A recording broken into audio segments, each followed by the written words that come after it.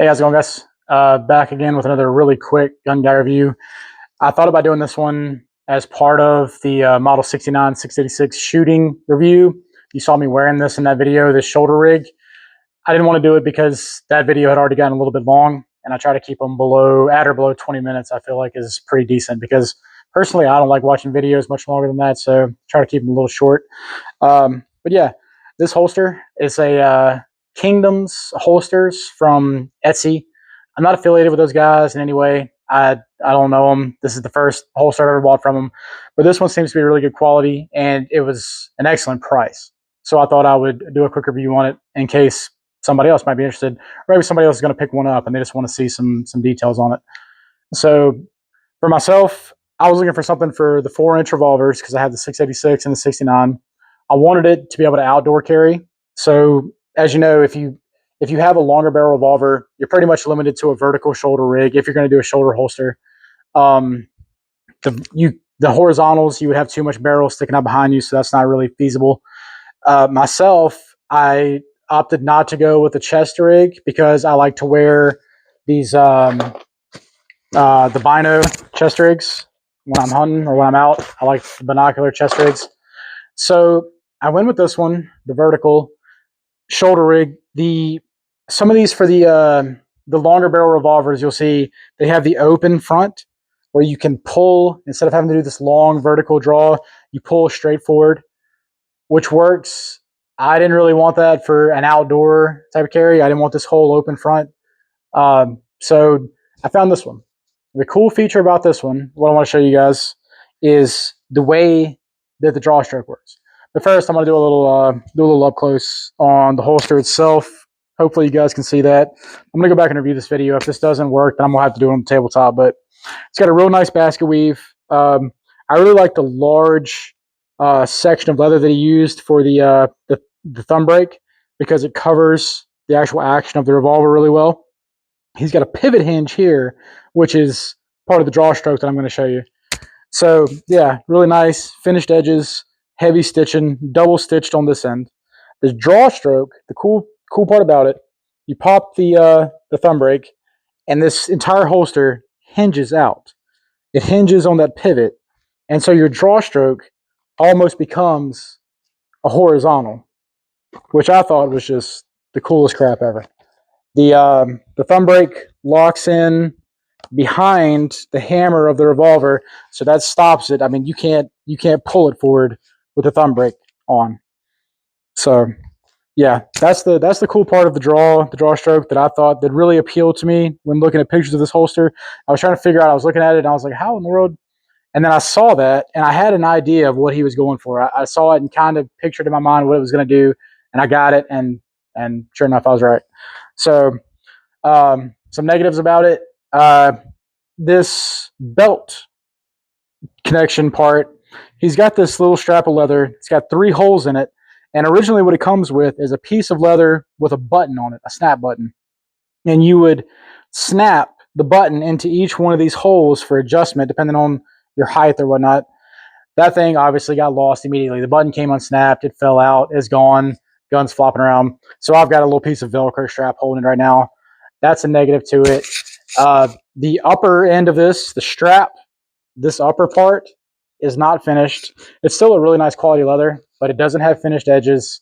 Kind of skimped on that, whereas the holster itself is the edges are done really nice, and it's much thicker leather. Another downside, this elastic strap. For me, so I'm 5'8", I'm 180 pounds, 185, somewhere in there. This thing on the backside, he has an adjustment buckle, and hopefully you can see that in the camera. This thing I have adjusted all the way out. So this is max adjustment for me. Like I said, this is elastic. So if you're a bigger guy, bigger than me, you can still get into it. But I thought that was pretty crazy because I mean, I'm average size, I guess, well, technically average, and I've got it maxed out, and I'm still stretching the elastic a little bit. So if you're a big guy, maybe consider that. What else? Yeah. Oh, the price. So this thing, guys, I don't know how much you've shopped around. I might try to roll in some B-roll footage. I've never done it of like me scrolling.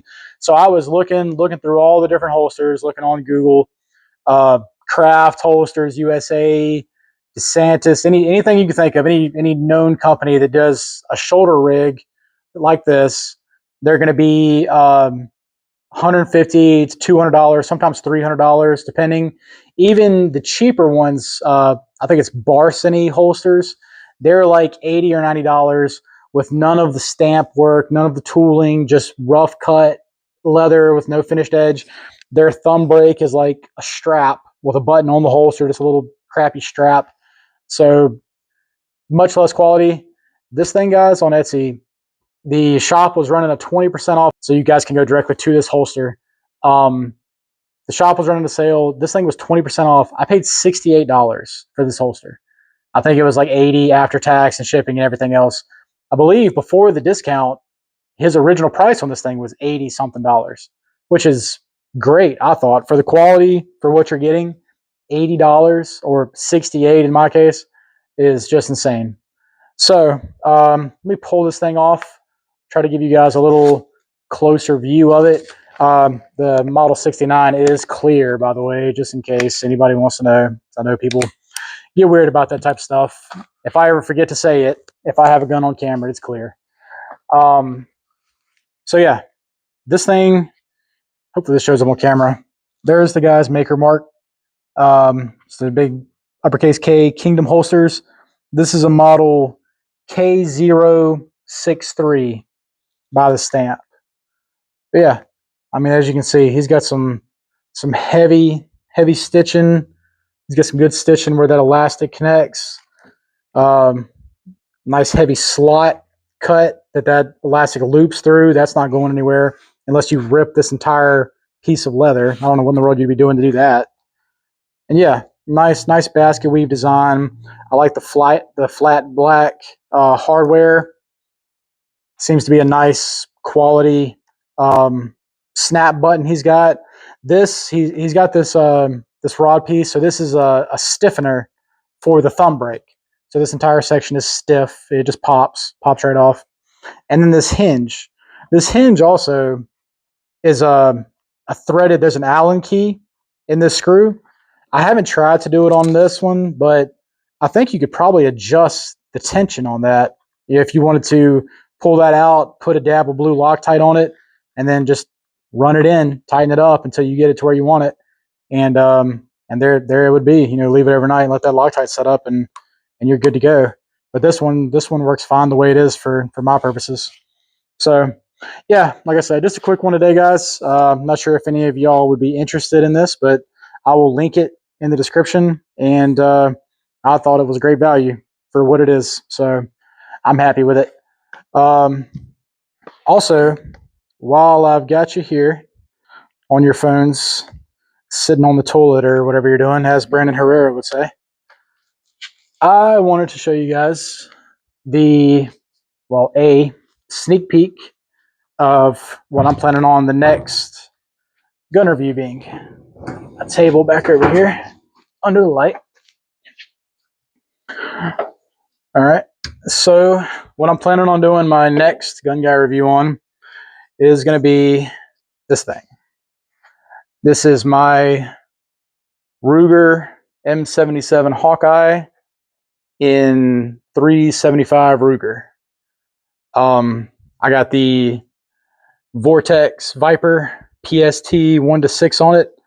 I did have the Trijicon AccuPoint 1-4, which I know a lot of guys in Africa seem to like those, but it was just really light, and I'll go into all that on the review, the weight of this gun and recoil and everything else.